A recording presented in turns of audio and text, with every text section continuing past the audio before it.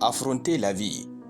Shalom bien-aimés dans le Seigneur, notre méditation du jour s'intitule Affronter la vie, première partie.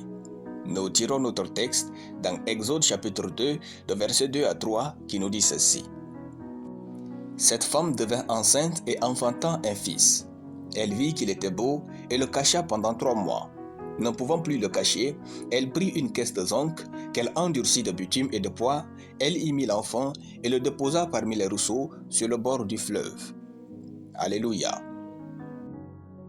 La vie est faite de surprises, d'inconnus, et au milieu de ces surprises et inconnus, nous devons trouver notre chemin et notre bonheur.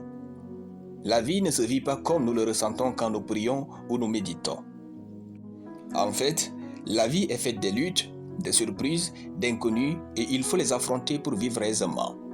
La vie chrétienne n'est pas une vie civile, elle est militaire. Il faut donc affronter les défis qui se jettent au quotidien sur nous afin de nous arracher de Dieu. Préparez-vous à affronter la vie chaque fois que vous vous réveillez, c'est cela vivre. Dans notre verset, la mère de Moïse l'a accouché et 3 mois sont déjà écoulés. Moïse était né quand Pharaon avait pris une décision royale et irrévocable de tuer tous les nouveau-nés des Juifs. La mère de Moïse, pendant qu'elle tombait enceinte, ne s'imaginait pas une telle lutte, mais la vie l'avait imposé cet affront. Plus tard, elle prendra son fils pour le laisser au bord du fleuve. Si vous êtes une mère, vous saurez que les entrailles de la mère de Moïse avaient tressailli ce jour-là. Elle avait porté une grossesse de 9 mois, accouché et allaité son bébé, puis elle les jette sur le fleuve. Voyez-vous, la vie va vous imposer des affronts inimaginables et vous ne devez pas fuir, mais vous battre pour réussir. Affrontez vos défis au quotidien pour bien vivre. La mère de Moïse avait compris quelques vérités fondamentales. 1.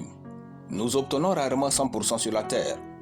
Elle voulait avoir un enfant, elle l'a eu, mais pas dans les conditions qu'elle souhaiterait comme toutes les mères. Vous n'aurez pas tout comme vous le voulez.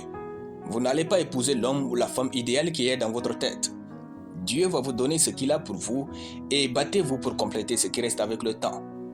En voulant toujours tout avoir comme vous le souhaitez, vous perdrez beaucoup au final. Ne vivez pas une vie d'illusion. C'est Dieu qui vous bénit sur la terre et non vous. Le bonheur ne se trouve pas dans vos idées, mais dans votre capacité à vous adapter à vos bénédictions. Nul n'a la maîtrise sur le cours de la vie, à part Dieu. Soyez flexible et prêt à vous adapter à un certain nombre de choses. Ce que vous recevez de Dieu est tout ce dont vous en avez besoin. Alléluia. Nous allons prier. Merci Père Tout-Puissant pour ta parole d'amour dans mon cœur. Je confesse que, par la sagesse du Saint-Esprit en moi et la main de Dieu sur moi, je sais affronter la vie et vivre une vie bénie, heureuse et épanouie au nom de Jésus. Amen. La lecture biblique en une année, Apocalypse chapitre 6. Soyez bénis, c'était le pain du ciel.